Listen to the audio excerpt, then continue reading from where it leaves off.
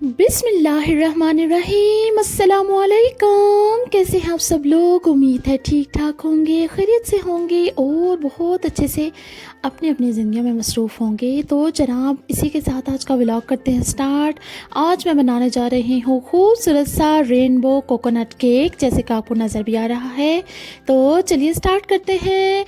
यहाँ पर जनाब सबसे पहले मैंने एक 8 इंच का कंटेनर, टिन या जो भी आप कह लें, स्क्वायर शेप में ले लिया है और उसमें मैंने बटर पेपर लगाकर उसे अच्छे से ग्रीस कर लिया है।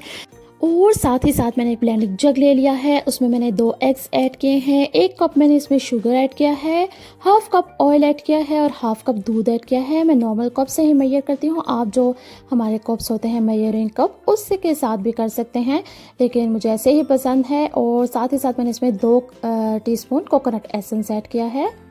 ये जो आपको प्लेन फ्लावर नज़र आ रहा है, सॉरी मैं प्रॉपर वीडियो को रिकॉर्ड नहीं कर सकी। ये मैंने 1.5 कप प्लेन फ्लावर लिया है और इसमें 1.5 टीस्पून मैंने इसमें बेकिंग पाउडर ऐड किया है। और जो हमारे मिक्सचर था एग्स वाला, उसको अच्छे से ब्लेंड करके मैंने इसमें मिक्स कर लिया है। और साथ ही साथ मैं इसमें 2 टीस्पून लेमन जूस के ऐड कर रही हूँ। और जो हमारा ये हो गया है बैटर तैयार कोकोनट केक के लिए, इसको हम उसी टिन में ऐड कर देंगे। और इसको मैंने तकरीबन 35 से 40 मिनट के लिए 170 डिग्री पर ओवन में बेक कर लिया है। और आप देख सकते हैं कितना खूबसूरत सा, बहुत प्यारा सा कलर इसका आया है और ये हो चुका है बेक। अच्छा, इसकी मैंने बहुत ज़्यादा कटिंग वगैरह साइडों से इधर उधर से नहीं की, बस मैंने ऐसे ही इसको बनाया था। और क्लिंग फिल्म इसके ऊपर मैंने लगा ली है ताकि सारा इसका मॉइस्चर जो है वो लॉक हो जाए। गरम गरम ही इसके ऊपर आपने क्लिंग फिल्म लगा लेनी है। और तकरीबन आधे पौने के घंटे के बाद ये अच्छे से ठंडा हो चुका है। अब हम इसका बटर पेपर अलग करेंगे और इसको डेकोरेट कर लेंगे। अच्छा, बड़ा ही यूनिक सा मैंने इसे डेकोरेट किया है, उम्मीद है आपको ज़रूर पसंद आएगा। और स्पेशली जो बिगनर्स हैं, जो अभी तक जो है केक वगैरह नहीं बना रहे या उन्हें शौक़ है, तो वो ज़रूर ये ट्राई कीजिएगा। ये मेरा अचानक का आइडिया था, मैंने पहले नहीं सोचा था कि मैं ऐसा बनाऊंगी। अच्छा, मैंने छुरी की मदद से इसके सारी तरफ ना अच्छे से निशान लगा लिया था और धागे की मदद से मैं इसको कट कर रही हूँ, क्योंकि अभी हमें इतना एक्सपीरियंस नहीं है। तो ये सिंपल सा तरीका है लेकिन बहुत अच्छा है। इसके से आपकी जो लेयर है ना, बहुत अच्छे से केक की कट हो जाएगी। और इसको हम 2 लेयर्स में कट कर लेंगे। बहुत अच्छा सा कट हुआ है, आप देख सकते हैं। और यहाँ पर जनाब मैंने 300 ml डबल क्रीम ले ली है। इसमें मैंने 5 टेबलस्पून शुगर के ऐड किए हैं, सिंपल जो आप घर में शुगर ऐड करते हैं। और उसके साथ मैं बीटर के साथ इसे अच्छे से बीट कर लूँगी यहाँ तक कि आपकी सॉफ्ट पीक्स नज़र आने लग जाएं, आप देख सकते हैं। और मेरा बेटा जो है ना वो सो गया था, अब इसलिए मैंने केक को जो है टेबल पे शिफ्ट कर दिया था। और बहुत अच्छे से वहाँ पर डेकोरेट हो जाता है, क्योंकि जो शेड होता है ना किचन का काम काज के लिए, वहाँ पर पहले से इतनी चीज़ें रखी होती हैं। केटल होती है, फिर हमारी टोस्टर होता है, बहुत सारी और भी चीज़ें होती हैं ना, तो बहुत तंग जगह होती है। तो मैंने यहाँ पर रख लिया है। तो इसी के साथ मैं पानी के साथ ब्रश कर रही हूँ पूरे केक को, ताकि थोड़ा सा मॉइस्ट रहे।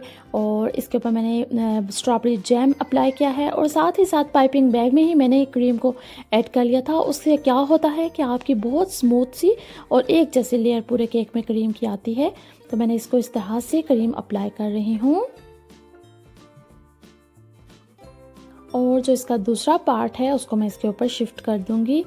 बहुत नाइसली ये इसके ऊपर आ गया है। और अब मैं इसके साइड्स पर इसी पाइपिंग बैग के जरिए क्रीम लगा लूँगी। बहुत आसानी हो जाती है, क्योंकि हम बिगनर्स हैं, अभी हम स्टार्ट कर रहे हैं काम, हमें इतना आइडिया नहीं है कि हम एक जैसी स्मूथ क्रीम कैसे अप्लाई करें। तो ये बहुत अच्छा सा तरीका है। और साथ ही साथ मैं आपको बताती चलूँ कि ये बहुत नीट केक, आपने इसको नहीं नीटली बहुत अच्छे से इसको स्मूथली नहीं बनाना, आप इसको रफ़ भी बना सकते हैं, क्योंकि हम इसके ऊपर कोकोनट अप्लाई करने जा रहे हैं। तो इसकी जो छोटी मोटी खामियां हैं ना, वो सारी कोकोनट में छुप जाएंगी। तो मुझे ये बनाना बहुत अच्छा लगता है, बहुत आसान लगता है। अच्छा, सिंपल ही मैं इसके ऊपर ना कोकोनट ऐड करने जा रही थी। बस बनाते बनाते ही मेरे जहन में ना ख्याल आया कि कुछ समथिंग डिफरेंट क्रिएट करना चाहिए। तो मैंने कोकोनट को मुख्तलिफ़ कलर्स डालकर, फूड कलर्स डालकर मुख्तलिफ़ कलर्स में उसको कलर कर लिया है। और यहाँ पर जो गोल शेप में आप कोकोनट देख रहे हैं, इसको पहले मैंने वाइट ऐड किया है, फिर मैंने छुरी की मदद से ना सारी गोलाइयों के निशान लगा लिए हैं जो आपको नज़र आ रहे हैं, और मुख्तलिफ़ कलर के कोकोनट कलर्स करके उनको इसके ऊपर अप्लाई कर लिया है। देखिए कितना खूबसूरत लग रहा है, बड़ा यूनिक सा सिंपल सा आइडिया है लेकिन बहुत प्यारा लगता है। अच्छा, जिस प्यारी सी बहन के लिए ये मैं केक बना रही हूँ ना, उन्हें कोकोनट बहुत पसंद है, कोकोनट केक, दैट्स वाई मैंने इस तरह बनाया है, क्योंकि कुछ लोगों को तो पसंद नहीं होता। फिर आप क्रीम की मदद से ये रेनबो बना सकते हैं। और उसी पाइपिंग बैग से जनाब यहाँ पर मैंने 2 छोटे छोटे से फूल बना लिए हैं और हमारा खूबसूरत सा केक हो गया है तैयार माशाल्लाह। आप भी ये ज़रूर ट्राई कीजिएगा, ये तरीका बहुत यूनिक है और बहुत आसान है। और इसको हम आप पैक कर लेंगे एक खूबसूरत से बॉक्स में और हम उनके घर की तरफ चलेंगे। अच्छा, अबू बकर के बाबा घर नहीं थे तो मुझे पैदल ही जाना था और मुझे बहुत डर था कि ये रास्ते में कहीं ख़राब ना हो जाए, लेकिन माशाल्लाह काफ़ी अच्छी हालत में वहाँ पहुँच गया था। बिल्कुल तो एग्जैक्ट हालत नहीं थी इसकी, लेकिन काफ़ी ठीक था। अच्छा जी, जो हमारी प्यारी सी बहन है जिनके लिए मैंने ये केक बनाया है, उन्हें बिल्कुल भी आइडिया नहीं था कि मैं आ रही हूँ। उन्हें बहुत अच्छा लगा, बहुत थैंक्स वो कर रही थी, तो बहुत बहुत शुक्रिया उनका भी। उन्होंने भी बहुत अच्छा सा लंच हमें करवाया, थैंक यू सो मच। तो जनाब यहाँ पर हमने केक कट किया है, मज़ेदार सी यहाँ पर मिठाई रखी हुई है और साथ ही साथ ये पिज़्ज़ास। तो हमने अपना खाना एंजॉय किया। इसके बाद हम इनके घर के सामने ही छोटा सा पार्क है, वहाँ पर हम बच्चों को लेके वो काफ़ी उधर खल्ला गुला किया, खेले उधर। और अभी जनाब ये केक काट रहे हैं। तो यहीं तक थी हमारी आज की वीडियो। उम्मीद आपको पसंद आई होगी केक की रेसिपी, ये सारी वीडियो। तो अगर आपको पसंद आए तो लाइक ज़रूर कीजिएगा। Thank you so much for watching. अपना बहुत सा ख्याल रखिएगा, दुआ में याद रखिएगा। अल्लाह हाफिज़।